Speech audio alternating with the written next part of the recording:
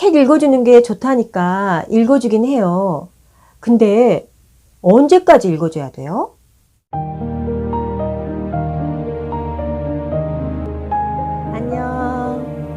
안녕하세요. 이야기별입니다. 아이에게 책 읽어주고 계시죠?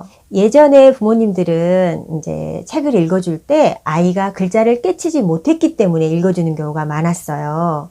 그래서 미취학 어린이들이나 유아들에게 이제 읽어주는 경우가 많았고, 학교에 들어가서 이제 글자를 배우기 시작하면, 너 글자 아니까 이제 혼자 읽어라. 이렇게 이제 말하는 부모님들이 많았죠.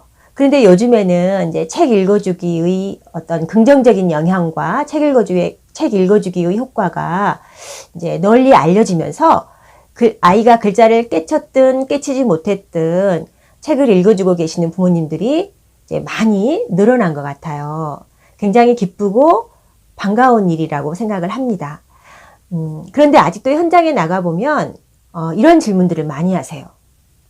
책을 읽어주는 게 좋다고 하니까 읽어는 주는데 도대체 몇 학년까지 읽어줘야 돼요? 언제까지 읽어줘야 돼요? 이런 질문이요. 오늘은 이제 이 부분에 대해서 얘기를 해보려고 해요. 책 읽어주기의 문제는 책의 문제도 있거든요. 사실 책이라면 읽어주는 게 좋다고 하니까 어떤 책이든 상관없이 부모님이 한 번도 읽어보지도 않은 책인데 그냥 쑥 빼가지고 아무 책이나 읽어줘도 좋은가? 이 문제랑은 좀 달라요. 이것은 책의 질, 그러니까 작품의 질과 관련된 문제이기 때문에 이 문제는 추후에 기회가 되면 여러분 혹시 그런 경험 있으세요? 누군가가 나를 위해서, 오직 나만을 위해서 아름다운 내용이 담긴 책을 읽어준 것을 들은 경험. 그런 경험이 있는 분이라면 책을 왜 읽어주는 것이 좋을까요? 라는 질문에 자기 경험에 비추어서 답들이 나올 수 있겠지요. 그런데 보통 부모님들은 책을 왜 읽어주시나요? 공부 잘하라고? 많이들 이제 그런 생각들을 하고 계시죠. 아이들은 엄마 뱃속에 있을 때부터 탯줄을 통해서 엄마의 소리를 듣고 자랐어요. 그래서 소리에 굉장히 민감하죠. 그러니까 즉 귀를 통해서 듣는 것, 그것에 굉장히 민감하고 익숙해요.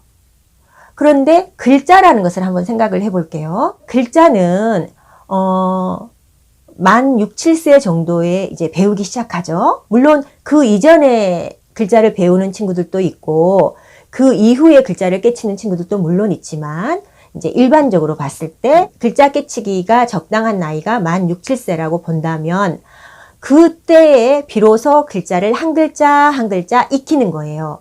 그런데 듣기는 어떻죠? 이 아이는 뱃속에서부터 이미 6, 7년 동안 계속 들어왔어. 그렇기 때문에 듣기는 굉장히 익숙하고 거의 전문가야. 그런데 이제 읽는 것은 이제 걸음마 단계인 것. 이제 한 글자 한 글자 익히는 단계인 거죠. 그래서 이 아이가 6, 7세 된 아이가 이제 자기 눈으로 글자를 읽고 그 단어를 해독하는 것은 굉장히 제한적일 수밖에 없어요. 그렇지만 귀로 듣는 거, 똑같은 이야기라 하더라도 귀로 듣는 것은 훨씬 더 잘 이해할 수 있는 거죠. 그렇기 때문에 아이가 글자를 깨쳤다 하더라도 꾸준히 지속해서 계속해서 책을 읽어주는 것이 필요하다는 겁니다. 설령 모르는 낱말이 나온다 하더라도 자기가 읽을 때는 거기서 막히지만, 자기가 눈으로 읽을 때는 그 단어에서 막힐 수 있지만 귀로 들을 때는 읽어주는 그 어른의 어떤 억양과 또 앞뒤 맥락을 통해서 그것을 이해할 수 있게 되는 거예요. 그래서 읽어주는 것이 굉장히 중요합니다. 그리고 또 하나, 이제 이것은 교육적인 측면에서 보는 책 읽어주기의 효과라고 한다면 또 하나 저는 굉장히 중요한 걸 말씀드리고 싶은데 교육적인 부분보다 훨씬 더 저는 크다고 생각을 해요. 이게 우리 삶에서 가장 중요한 게 뭘까요? 특히 어린이의 삶에서 가장 중요한 건 뭐라고 생각하세요? 저는 행복이라고 생각해요. 행복. 행복한 아이가 되는 것. 요즘 아이들 보면 초등학교만 들어가도 과연 행복하니? 하고 물어보면 얼마나 될까? 저는 의문이 가끔 들 때가 있어요. 이 행복한 아이로 자랄 수 있게 하는 것. 저는 책 읽어주기에 달려있다고 보는 사람이에요. 들으시는 분에 따라서 동의하지 않을 수도 있지만 저 같은 경우는 행복한 아이로 자라게 하는 아주 좋은 방법 중에 하나가 책 읽어주기라고 생각하는 거예요. 물론 부모님이 책을 읽어줄 때 흑심을 품으면 안 돼.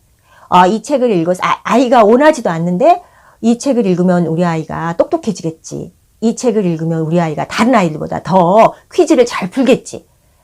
그런 흑심으로 읽어주는 것하고는 다르죠. 아이를 위해서, 아이를 사랑하는 마음으로 진심으로 아이가 즐겁기를 바라면서 좋은 책을 읽어줄 때 아이는 행복하죠. 그리고 자존감을 갖게 돼요. 한 인간으로서 성장하는데 이 자존감을 갖고 행복감을 갖는 것은 굉장히 중요하겠죠. 행복이라는 것은 외부에서 주어지는 게 아니잖아요. 부모님이 값비싼 장난감을 사주거나 뭐 근사한 호텔에 가서 아주 근사한 파티를 해준다거나 이렇게 해서 얻어지는 게 아니에요. 행복은. 거기에서 얻은 행복은 한정된 시간에만 존재한다는 거예요. 어느 정도 시간이 지나면 그것으로부터 얻었던 그 행복감은 사라진다는 거죠. 그렇기 때문에 행복이라는 것은 아이 내면에서 아이 스스로 생각하는 거, 아이 스스로 느끼는 거예요. 그럴 수 있는 가장 좋은 방법이 저는 책 읽어주기라고 본다는 거죠. 그래, 이제 알았어. 알았는데 그렇다면 언제까지 읽어주냐고. 예. 이 물음에 대한 모범 답안을 말씀드린다면 저는 아이가 원하는 한, 읽어주기를 원하는 한 언제나 언제까지나 읽어주는 것.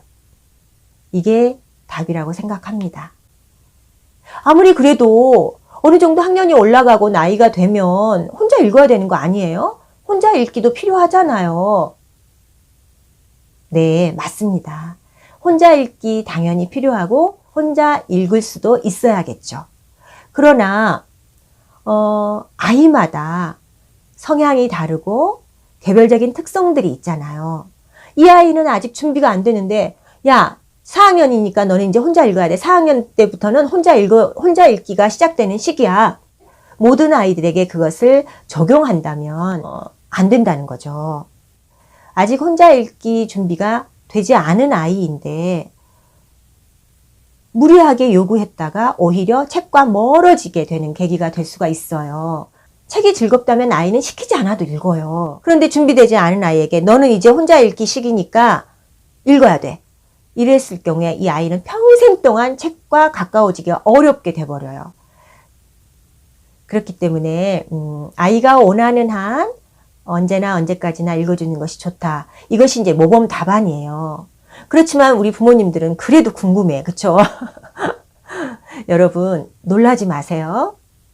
전문가들의 견해에 따르면 아까 6, 7세 무렵에 이제 막 글자를 깨치기 시작한 그 시기의 읽기 수준과 듣기 수준의 차이는 굉장히 크다고 했잖아요. 그래서 읽어주는 것이 꾸준히 계속 되어야 한다라고 했잖아요. 그 읽기 수준과 듣기 수준이 똑같아지는 그 시기가 바로 중학교 2학년이래요. 놀라셨죠? 중2. 중2는 굉장히 무서운 시기인데 이것조차도 제가 말씀드리기가 굉장히 망설여지는 것은 모든 중학교 2학년에게 다 적용될 수 있느냐?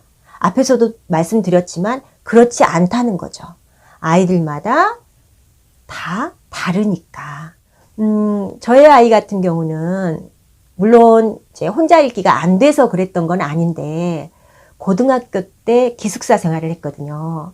그런데 하루는 저에게 자기가 초등학교 때 굉장히 좋아했던 그림책을 들고 오라는 거예요. 학교에 찾아오라는 거예요. 그래서 그 책을 들고 갔는데 아이가 이제 기숙사에서 잠깐 나와서 나무 벤치에 앉아서 이제 읽어달래요, 저한테. 어렸을 때 제가 이제 읽어줬기도 했지만 지가 스스로 혼자 많이 읽었던 책이었는데 내 공부에 굉장히 지쳐 있었고 너무너무 이제 힘든 시기였던 것 같아요. 다시 생각해도 좀 짠해지는데 그때 엄마의 목소리, 사랑하는 엄마의 목소리로 그 자기가 좋아했던 그 책의 내용을 다시 듣고 싶었던 그 아이의 마음이었던 것 같아요. 그러니까 책을 들고 벤치에 앉아서 그 밤이었기 때문에 가로등 불빛에 의지해 가면서 이제 읽어줬는데 벤치에 앉자마자 그 나무 벤치에 앉자마자 아이는 제 무릎을 베고 눕는 거예요. 옆으로 눕는 거예요. 그래서 저는 이제 이렇게 딱 아이 머리를 맡아서 책을 읽어줬던 기억이 납니다. 그러니까 이렇게 책 읽어주기는 단순히 책의 내용 전달뿐만 아니라 아이와의 상호작용, 사랑을 전달하고 아이는 그 엄마의 사랑을 느끼고 이런 상호작용이 굉장히 저는 중요하다고 생각을 합니다. 책 읽어주기에 있어서. 중2는 굉장히 무서운 시기라고들 하는데 만약에 말이에요. 이 아이가 어렸을 때부터 꾸준히 부모와의 안정된 관계 속에서 책 읽어주기를 경험해 왔다면 중2가 되었을 때도 무서운 중2가 될까요? 이런 생각이 갑자기 드네요. 오늘 이야기가 여러분들 마음을 조금이라도 움직였다면 좋아요, 구독 꾹 눌러주세요. 저에게 아주 커다란 힘이 된답니다. 그럼 저는 다음 시간에 또 다른 이야기로 만나 뵙겠습니다. 감사합니다. 사랑합니다.